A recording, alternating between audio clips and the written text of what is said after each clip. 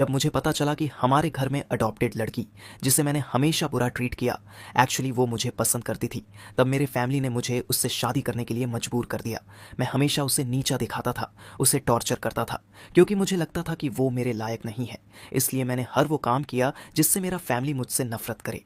यहाँ तक कि मैंने उसके सामने दूसरी लड़कियों के साथ ओपनली फ्लर्ट भी किया। मैंने कभी सोचा भी नहीं था कि जब लाइफ और डेथ सिचुएशन आएगी तो वो मेरे लिए अपनी जान दे देगी। मरने के बाद ही मुझे सच में समझ आया, इस ज़िंदगी में मुझे उस इंसान को चेरिश करना है जो सच में मुझसे प्यार करता है, उसे एंडलेसली स्पॉइल करना है और कभी उसे इन्फीरियर फील नहीं होने देना है। जब मैंने उसे व्हील चेयर पर बैठे देखा, मेरी आंखों से अचानक आंसू निकल आए। तुम रो क्यों रहे हो? क्या हमने एग्री नहीं किया था कि ये बस एक फेक मैरिज है? कुछ दिनों में तुम अब्रॉड चले जाओगे और जो तुम चाहो वो कर सकते हो। मैं बस एक बर्डन हूँ, मैं तुम्हारे साथ कुछ भी नहीं करूँगा। मेरे कानों ने ऑटोमेटिकली उसकी बातों को इग्नोर कर दिया। मैंने उसे कसकर गले लगा लिया और मेरे आंसू रुक ही नहीं रहे थे। ओम, प्लीज़ मत रो। मैं प्रॉमिस करता हूँ, तुम देश छोड़ने से पहले हम सीक्रेटली डिवोर्स ले लेंगे। मैं तुम्हारी मैरिज का रिकॉर्ड भी मिटा दूंगा, मैं रोते हुए बोला। लियो रुआन, आई एम सॉरी। वो थोड़ा कंफ्यूज होकर बोली। पागल, सॉरी क्यों बोल रहे हो? उसने हाथ उठाया जैसे मेरे चेहरे को छूने वाली हो, लेकिन बीच में ही रुक गई। उसे लगा मुझे उसका टच पसंद नहीं है। उसने धीरे से अपना हाथ नीचे कर लिया, डिसअपॉइंटमेंट के साथ। मुझे इतना रिग्रेट हो रहा था कि मैं बस रो ही सकता था। काफ़ी देर बाद जब मैं थक गया और मेरी सिसकियां धीमी हो गईं, तब उसने धीरे से कहा, तुम रो चुके हो, अब जल्दी से जाकर बेड पर लेट जाओ। हैंगओवर सूप ठंडी हो गई है, मैं उसे गर्म करके लाती हूँ। वो मुझे छूने की हिम्मत भी नहीं कर पा रही थी। एक हाथ में अभी भी हैंगओवर सूप पकड़ा हुआ था और दूसरा हाथ उसकी आधी बची हुई टांग पर टिका था। उसे बस यही लगा कि मैं ड्रंक हूँ और बेवजह ड्रामा कर रहा हूँ। लेकिन जब उसे एहसास हुआ कि मैं हमारी शादी की वजह से ऐसा बिहेव कर रहा हूँ, तो उसे लगा कि मैं इस शादी से कितना दुखी हूँ। मैं उसके एम्ब्रेस से हट गया और शर्म के मारे भागकर बेड पर जाकर लेट गया। गुलू गुलू, मुझे व्हील चेयर के जाने की आवाज़ सुनाई दी। मैं तुरंत उठकर बैठ गया। क्या लियो रुआन जा रही है? मैं उसे ऐसे जाने नहीं दे सकता था। रुआन, मत जाओ, यहीं रुको मेरे साथ, हम साथ में सोते हैं। मैंने उसका हाथ पकड़ लिया। उसका हाथ ऐसे कांप गया जैसे उसे इलेक्ट्रिक शॉक लगा हो। एक अजीब सी फीलिंग उसके पूरे शरीर में दौड़ गई और उसका दिल जोर जोर से धड़कने लगा, जैसे अभी बाहर आ जाएगा। उसे पता था उसे मेरे इस अचानक बिहेवियर से अटैच नहीं होना चाहिए। उसे लगा मैं सच में बहुत ड्रंक हूँ। फिर भी उसके मुंह से निकला, ठीक है। ये देखकर मैंने धीरे से उसका हाथ छोड़ दिया और बेड के अंदर वाली साइड की तरफ रोल हो गया ताकि उसके लिए एक बड़ी जगह छोड़ दूं। खाली जगह को देखते हुए उसके दिल में अजीब सी हलचल हुई। मैंने खुद उसे बुलाया था, हालांकि उसे पता था कि ये बस एक ड्रंक इंसान का कंफ्यूज्ड एक्शन है। फिर भी उसने जिद करके इसे सच्चा प्यार मान लिया, चाहे ये सेल्फ डिसेप्शन ही क्यों ना हो। इससे उसे खुशी मिल रही थी। उसने अपने दोनों हाथों के सहारे खुद को उठाया और धीरे धीरे बेड पर चढ़ गई। जैसे ही वो लेटी, उसने अपने हाथ सीने पर फोल्ड कर लिए। बस इतना ही काफ़ी था उसके लिए कि वो मेरे साथ एक ही बेड पर लेटी है। लेकिन मैं ऐसा नहीं सोच रहा था। हमारे बीच जो दूरी थी वो मुझे एक गहरी खाई, गैप जैसी लग रही थी। मैं तुरंत उसकी तरफ रोल हो गया। अचानक मेरे पास आने से वो एकदम फ्रीज हो गई। अब वो क्या करे? क्या अपना हाथ पीछे खींचे? उसका दिमाग डर से ब्लैंक हो गया और वो हिलने की भी हिम्मत नहीं कर पाई। कुछ देर बाद उसे मेरी हल्की हल्की सांसों की आवाज़ सुनाई दी। तब जाकर उसने हिम्मत की और मेरी तरफ देखने लगी। वो मुझे देखती रही जैसे मेरी फेस की हर डिटेल उसके दिल में पहले से ही बसी हुई हो। उसने मुझे अनगिनत बार अपने दिमाग में इमेजिन किया था, लेकिन फिर भी उसे मुझे देखकर कभी मन नहीं भरता था। उसकी नज़रें बस मेरे सोते हुए चेहरे पर टिक गईं। ये रात उसके लिए बहुत ख़ास थी, इतनी ख़ास कि वो सोना ही नहीं चाहती थी, बस मुझे देखते रहना चाहती थी। लेकिन रात बहुत छोटी होती है। धीरे धीरे सुबह होने लगी। उसे रियलिटी में वापस आना था। उसे पता था मैं उसके जैसा इंसान नहीं हूँ और जल्द ही मैं अब्रॉड चला जाऊंगा, अपने असली प्यार और अपने ड्रीम्स के पीछे। जैसे ही आसमान हल्का होने लगा, वो चुपके से बेड से उतर गई, जैसे कोई चोर गिल्ट के साथ भागता है। धीरे से वापस अपनी व्हील चेयर पर बैठी और एक आखिरी बार मुझे देखा, जो गहरी नींद में सो रहा था। फिर बिना रुके वो कमरे से बाहर चली गई। वो अपने कमरे में वापस आ गई। व्हील चेयर पर बैठकर वो खिड़की के बाहर आसमान को देखने लगी। धीरे धीरे आसमान का रंग बदलने लगा, हल्का सफ़ेद, फिर थोड़ा लाल, जैसे सूरज धीरे धीरे ऊपर खींचा जा रहा हो। मैं काफ़ी समय बाद इतनी गहरी नींद सोया था। बेड की सॉफ्टनेस और वार्मथ ने मुझे बहुत आराम दिया। मैं जल्दी से उठा, बाथरूम गया, फ्रेश हुआ, कपड़े बदले और नीचे चला गया। नीचे जाकर देखा, पूरा फैमिली डाइनिंग टेबल पर बैठा था और मुझे देखकर सबके चेहरे पर सरप्राइज था। मुझे अचानक एक अजीब सी अपनापन, क्लोजनेस महसूस हुआ, क्योंकि मैंने उन्हें बहुत हर्ट किया था। जब से मुझे लियो रुआन के साथ एंगेजमेंट का पता चला था, मैं लगातार प्रॉब्लम्स क्रिएट कर रहा था। मैं उनके साथ टेबल पर खाना भी नहीं खाता था। यहाँ तक कि मैंने लियो रुआन को भी मना कर दिया था कि वो घर में कहीं भी मेरे सामने ना आए। मैंने अपनी स्टेप मदर, आंटीज और अपने फादर का दिल तोड़ दिया था। मेरी छोटी बहन भी मुझसे डरती थी। वो बस दूर से मुझे डरते हुए देखती थी। तभी तुम ब्रेकफास्ट के लिए नीचे आए हो? तुम क्या खाओगे? मैं अभी बनाकर लाती हूँ। लियो रुआन की माँ लुआन ने मुझसे अनईजी होकर पूछा। उसकी आंखों में कंसर्न था और हल्की सी गिल्ट भी। उसे भी लगता था कि मुझे इस शादी के लिए मजबूर करना गलत था, लेकिन एक माँ होने के नाते उसके अपने सेल्फिश रीजंस थे।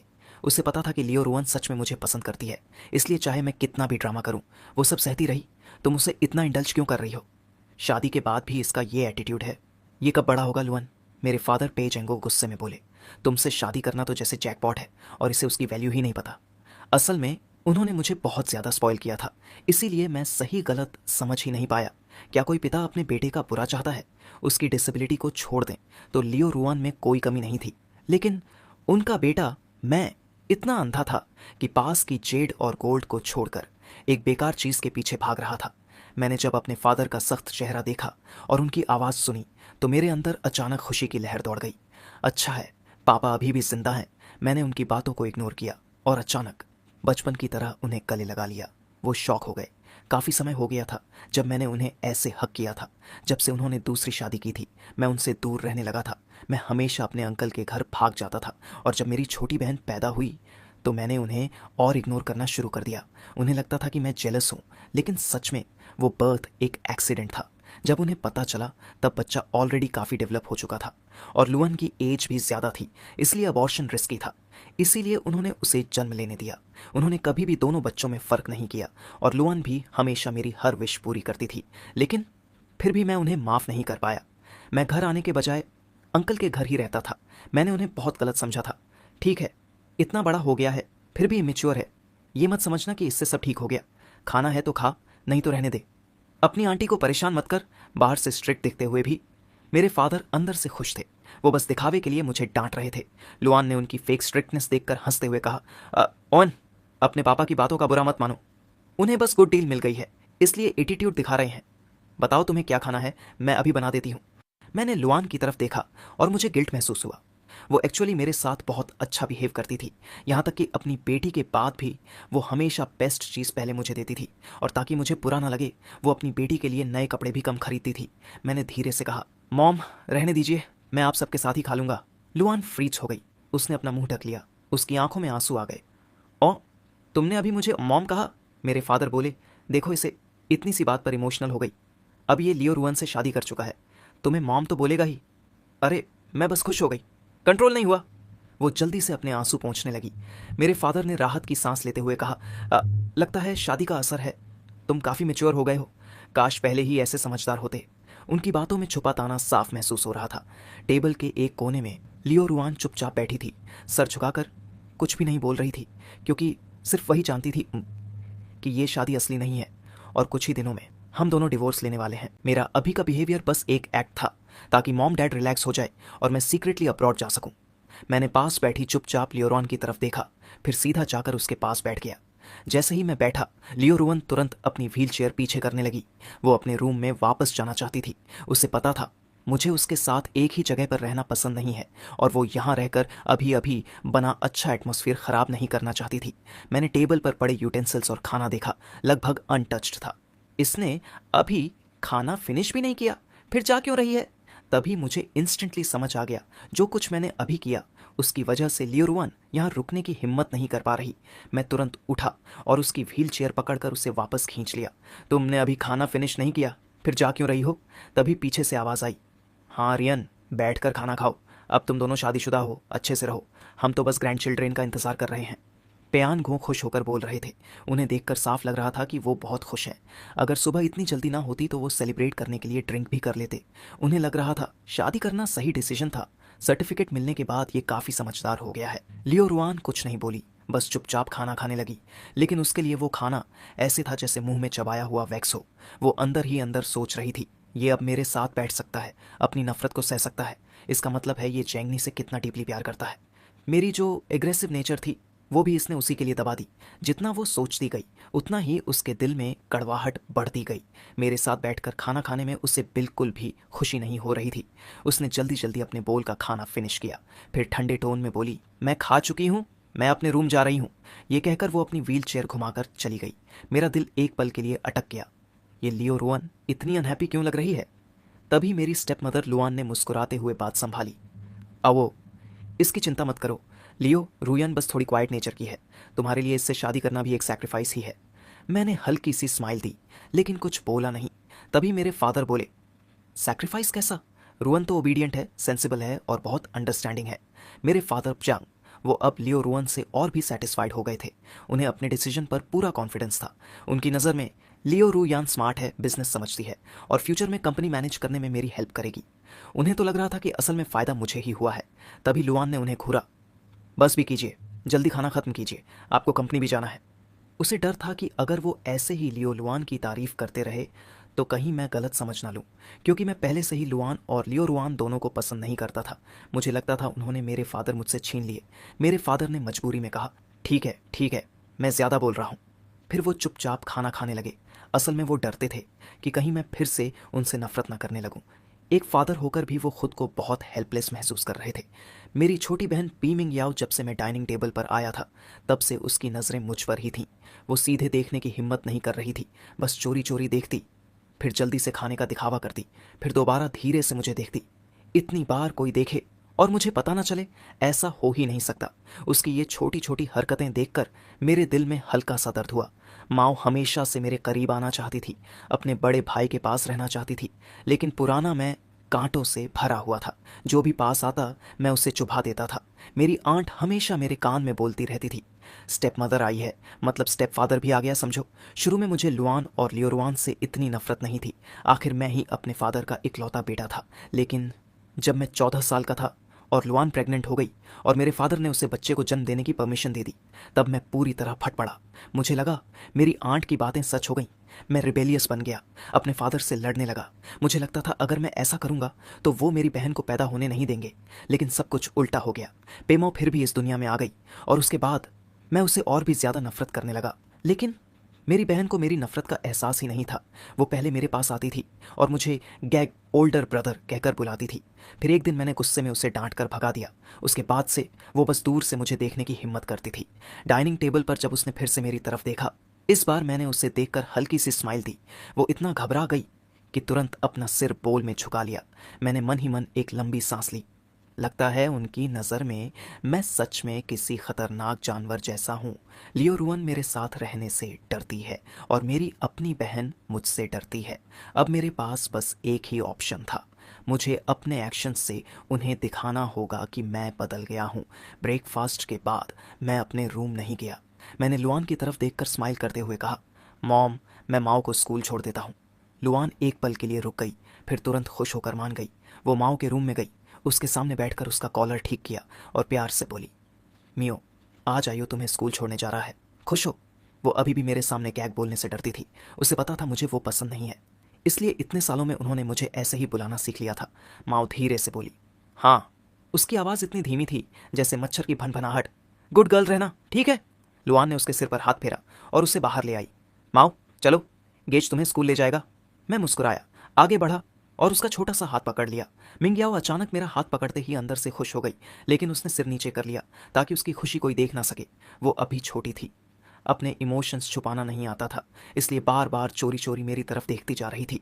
घर से बाहर निकलते ही मुझे अचानक रियलाइज़ हुआ, मुझे तो ये भी नहीं पता माओ किस स्कूल में पढ़ती है। मैंने थोड़ा ऑकवर्ड होकर अपना कान पकड़ा और गिल्ट फील करते हुए पूछा, मायो, तुम किस किंडरगार्टन में पढ़ती हो? माओ धीरे से बोली, मैं मिडिल क्लास में हूँ। मैं फिर मुस्कुराया, लेकिन इस बार थोड़ा हेल्पलेस था। गेज, ये नहीं पूछ रहा कौन सा किंडरगार्टन? वो और भी धीरे से बोली, मिडिल क्लास। अब मैं पूरी तरह फंस गया था। उसे क्लियरली बोलना नहीं आ रहा था। मुझे किसी से पूछना ही पड़ेगा। डैड को कॉल करता तो लेक्चर मिल जाता, मॉम को कॉल करना भी थोड़ा ऑकवर्ड था। आखिर में मुझे लियो रुअन को कॉल करना पड़ा। उधर जब लियो रुअन ने मेरा कॉल देखा तो उससे लगा वो हेलुसिनेशन देख रही है। मेरा नंबर सालों से उसके फ़ोन में था, लेकिन मैंने कभी उसे कॉल नहीं किया था। उसने कॉल उठाया और उसकी आंखों में छुपी खुशी साफ दिख रही थी। मेरी थोड़ी एंग्शियस वॉइस आई, लियो रुअन, मिंगयाओ किस किंडरगार्टन में पढ़ती है? वो थोड़ा कंफ्यूज्ड हो गई। आप ये क्यों पूछ रहे हो? मैंने हल्की शर्म के साथ कहा। मैं माओ को स्कूल छोड़ने जा रहा था, लेकिन मुझे उसका स्कूल याद नहीं है। तब उसने कामली बताया, जयांग international bilingual kindergarten, sports business building के सामने सीधा जाओ, लॉन्ग युआन होटल के पास लेफ्ट लेना, फिर यूलू रोड में एंटर करना, सीधे जाओगे तो दिख जाएगा। उसने मुझे पूरा रास्ता डिटेल में समझाया।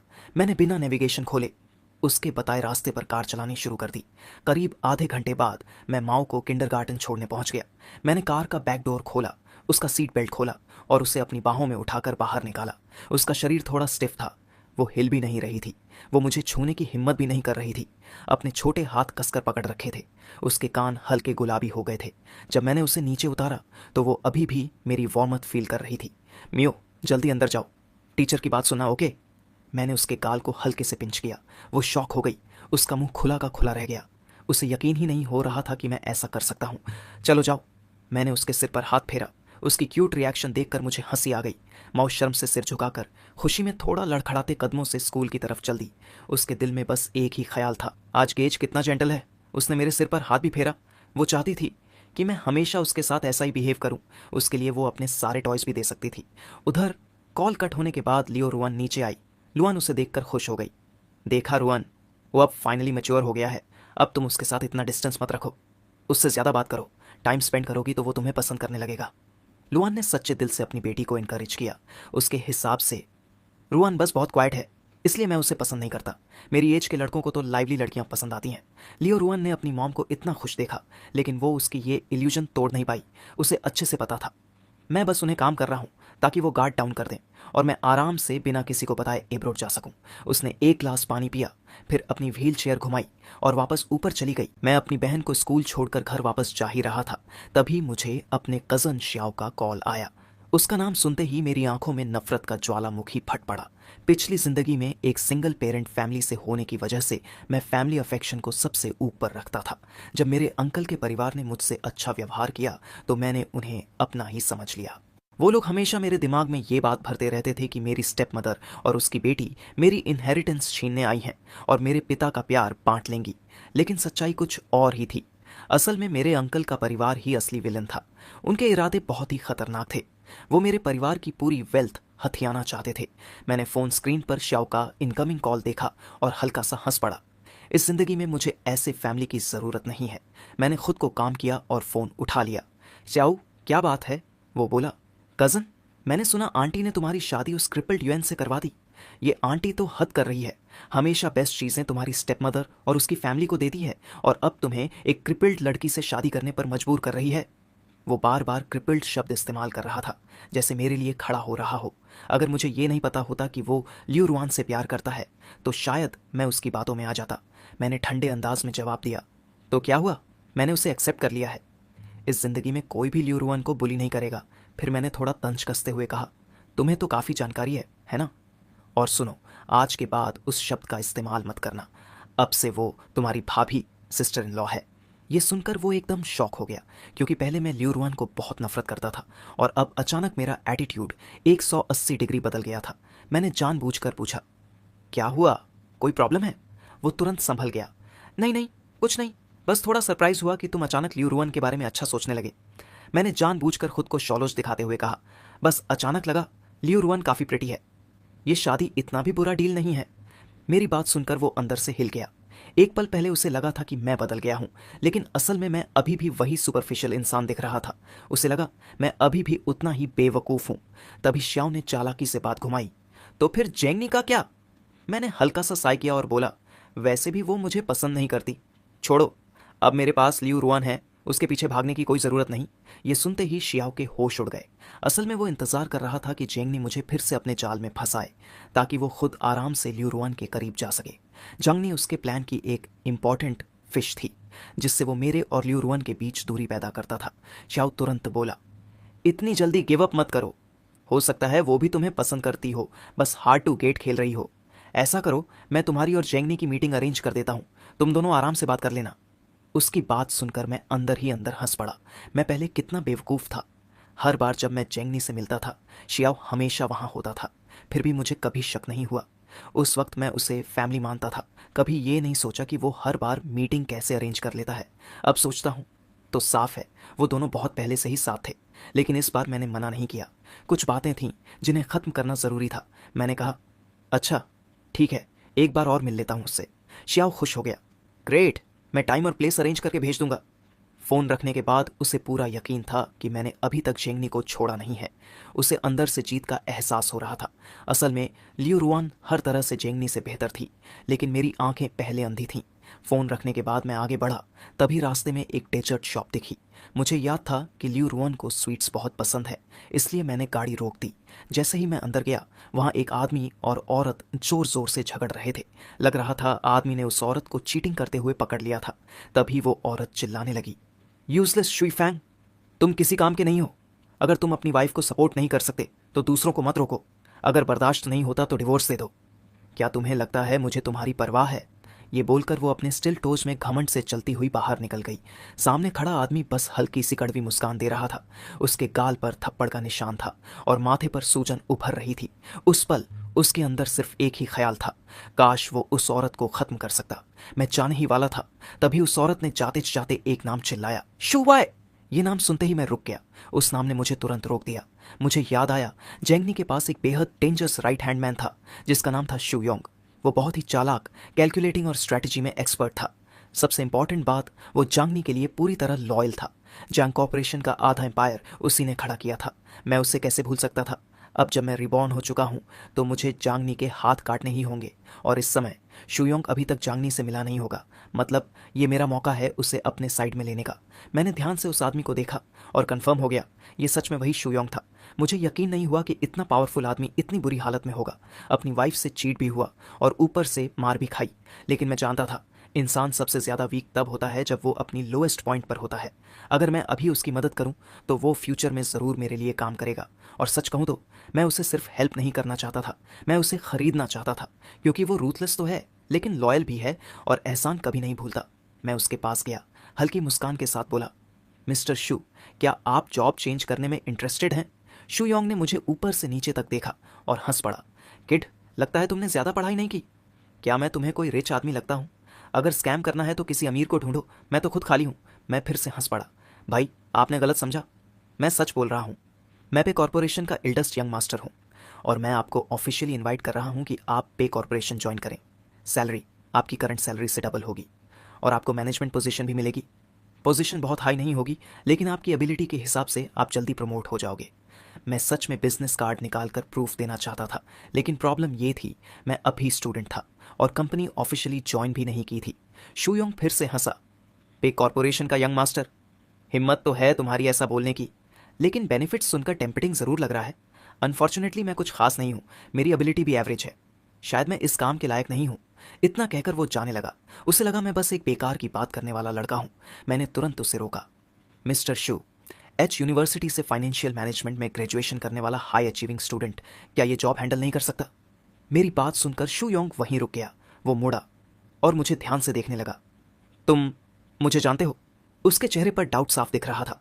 उसे लग रहा था कहीं मैं कोई पिरामिड स्कीम वाला आदमी तो नहीं। मैंने मौका देखकर तुरंत कहा, ऑफ कोर्स मैं आपको जानता हूँ। अगर मुझे आपकी एबिलिटी के बारे में कुछ पता नहीं होता तो मैं आपको पे कॉरपोरेशन ज्वाइन करने के लिए इनवाइट ही क्यों करता? अगर फिर भी भरोसा नहीं है तो अपना फ़ोन नंबर दे दीजिए, मैं कंपनी के रिक्रूटमेंट स्टाफ से डायरेक्टली आपको कॉन्टैक्ट करवा दूंगा। कैसा रहेगा? शोयोंग थोड़ा सोच में पड़ गया। उसे लगा नंबर देने में क्या नुकसान है, और कहीं ये सच हुआ तो ये उसके लिए एक मौका भी हो सकता है। ठीक है, उसने धीरे से कहा और अपना फ़ोन नंबर मुझे दे दिया। मुझे याद आया कि उसकी एक्स वाइफ ने उसे एक बेटा दिया था। उम्र के हिसाब से वो बच्चा अभी करीब 2 साल का होगा।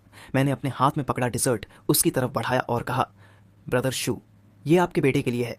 मैं फ्यूचर में आपको पे कॉरपोरेशन में देखने का इंतज़ार करूंगा। ये सुनकर वो एकदम स्टंट रह गया। उसे समझ आ गया मैंने उसके बारे में सच में डिटेल में पता किया है। उसने डिज़र्ट लिया, धीरे से थैंक यू कहा और वहाँ से चला गया। मैं वापस डेजर्ट शॉप के अंदर गया और लियो रुआन के लिए एक और डेजर्ट खरीदा। फिर उसे लेकर घर पहुंचा। जैसे ही अंदर गया मैं तुरंत लियो रुआन को ढूंढने लगा। मैंने अपनी स्टेप मदर से पूछा, मॉम, रुआन कहाँ है? मुझे देखते ही मॉम तुरंत किचन में गई, एक ग्लास पानी लेकर आई और बोली, तुम आ गए? थक गए हो क्या? पानी पी लो। मैं उन्हें देखता रहा। वो मेरे लिए पानी डाल रही थी, फल काट रही थी और मेरे दिल में गिल्ट भर गया। मैंने धीरे से कहा, मॉम, मुझे प्यास नहीं है, आप आराम कर लीजिए। रुआन कहाँ है? मेरी बात सुनकर मॉम थोड़ी रिलीव्ड हुई। उन्होंने जल्दी से कहा, रुआन तो बस अपने कमरे में ही रहती है, अगर तुम्हारे पास टाइम हो तो उसे बाहर घुमा लाना। मैं मुस्कुराया। मॉम, आप टेंशन मत लीजिए, मैं उसका अच्छे से ख्याल रखूंगा। आप थोड़ा रेस्ट कर लीजिए, मैं ऊपर जाकर उसे देखता हूँ। ये बात लियो रुअन ने सुन ली। वो सेकंड फ्लोर के कॉरिडोर में थी। जब उसने मुझे कहते सुना मैं उसका अच्छे से ख्याल रखूंगा तो उसका दिल जोर से धड़कने लगा।